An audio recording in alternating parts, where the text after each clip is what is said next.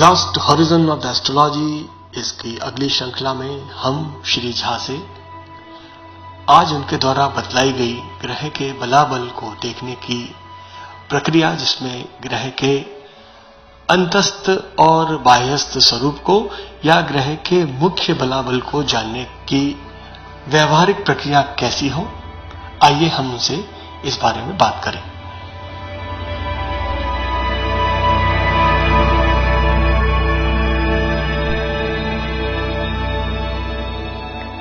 जो पहले इस चीज को ऐसे हम समझने की कोशिश करें कि हमने जो भी काम किया है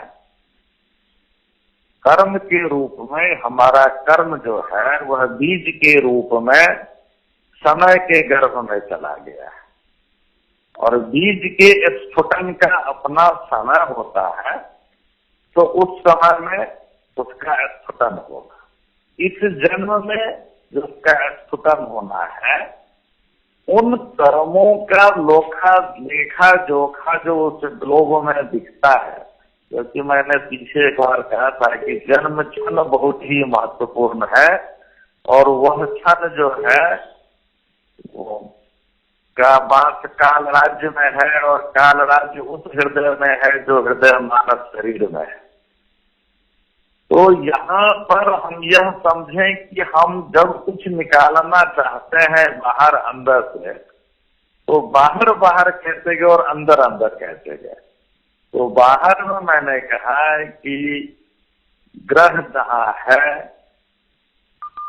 वह किसका भावेश है, किस भाव का, वह किस नक्षत्र में है, किस राशि में है, किस नवमांश में है। अब वह ग्रह जहां स्वयं जितना दूर है अपने भाव से, उतना ही दूर चल करके उसी भाव का आरूढ़ हो जाता है, तो वहां फल की समानता है। अब जिस भाव का फल देख रहे हैं वहां से भाव तक की दूरी, फिर कारक से देखते हैं कि कारक से जिस भाव का वह कारक है वहां तक दूरी। जैसे कि चौथा से चौथा भाव हम देखते हैं चौथे घर का फल देखने के लिए, तो सातवां घर जो है चौथे से चौथा और 10वें से 10वां है, इसीलिए कुंडली का एक उच्चतम भाव है। लेकिन चंद्र से चौथा भी हम देखते हैं माँ के लिए, क्योंकि चंद्र चौथे घर का मां का कारक है। शुक्र से 7वां भेद। तो किस तरह से ये सारे विक्षेप सिद्धांत है। विक्षेप का मतलब तो जो बाहर की तरफ फेंका जा रहा है, तो इससे हम बाहर भाव के बाहर जाकर के दूसरे भाव दूसरे इसमें तलाश रहे हैं, लेकिन और वह सब जन्म कुंडली में ही हमको मिल रहे हैं। लेकिन अंदर में जब जाते हैं तो उसी भाव में, जैसे मैंने कहा था वर्ग के अंदर वर्ग है, उसी भाव के अंदर भाव है, फिर वहां नवमांश है, फिर वहां नक्षत्र है। इन सब के स्वामी को ही मैं उपभावपति, उपनक्षत्रपति, उपनवमांशपति आदि कह रहा हूं। तो वहां भी एक अंतर जगत है, भाव का अंतर जगत, और दूसरा है भाव का बाह्य जगत। और इस सब में जो ग्रह है, ग्रह की एक टेबल लिस्ट बनाई जाती है कि कहाँ बाह्य प्रभाव कितना लिया और अंतर प्रभाव कितना लिया, और तत्वों के और गुणों के सम्मिश्रण से उसके स्वभाव तक पहुंचने का प्रयास किया जाता है। पानी पीने में बहुत अच्छा लगता है, लेकिन अंदर जाकर के जो मिलता है वह हाइड्रोजन और ऑक्सीजन है।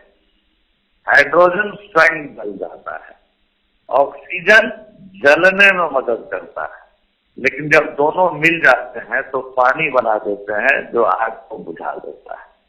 तो हम जो प्रयास करते रहते हैं मंगल और शनि और गुरु और बुध, इस तरह से जो टकराव हम ढूंढते हैं रहते हैं, शुक्र और मंगल ऐसा प्रभाव देगा, यह वास्तविक है कि वह जहां है अंदर तक जाके देखें कि वह बाहर कहाँ है, अंदर कहाँ है, उसका क्या स्वरूप उभर के आता है, इस सब में समय लगता है।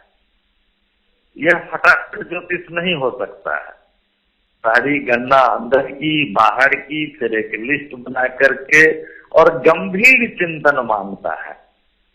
तो यही चीज मैंने कहा कि शरीर को भी जब आप जाते हैं तो आप कई तरह के डायग्नोस्टिक टेस्ट करवाते हैं, स्कैन करवाते हैं, तब जाकर के बीमारी को ढूंढते हैं असलियत। जो बाहर में जो बीमारी दिखती है उसका असली स्वरूप अंदर में जाके कुछ और होता है। इलाज अंदर के कारण का किया जाता है, बाहर का नहीं। इसीलिए स्वभाव का जन्म अंदर के गुणों में हो रहा है, बाहर जो परिलक्षित है वो तो केवल कवर हो रहा है, वो तो खाका तैयार शरीर के ऊपर में स्किन है। लेकिन अंदर जब बोन मैरो तक जाते हैं तो कुछ और है, शरीर बीच में बड़ा सॉलिड चीजें भी हैं, बोन जैसी। तो यही चीज मैं कहना चाह रहा हूं कि अंततम और बाह्यतम के बीच में जब तक नहीं हम जाएंगे, यह विज्ञान उस बीच में झूल रहा है। हमारा कर्म गति जो है उसी ग्लोब के अंदर में चक्कर काट रहा है, और इस सब को देखने के लिए जब हम दशा में, गोचर में, इस सब में जाते हैं तो उस स्वरूप को समझना पड़ेगा। और बिना उस स्वरूप को समझे फल मिल जाना ये है। कभी मैं बोलूंगा कि फल कभी कभी इसलिए भी मिल जाता है कि जातक के पूर्व पुण्य ऐसे होते हैं, और उसकी कुंडली से ही कैसे इस बात को देख लेंगे, कभी मैं इस विषय पर भी समय मिलेगा तो बोलूंगा। इसीलिए लेकिन जो विज्ञान है, जो ज्ञान है, वह तो मांगता है, वह डिमांड करता है कि इन सब चीजों को देखिए, इतना अध्ययन कीजिए। तो तभी मैंने कहा था कि अंदर तक जाने की जो क्रिया थी वो लोगों ने हटा दिया है, अब केवल बाहर बाहर घूम रहे हैं।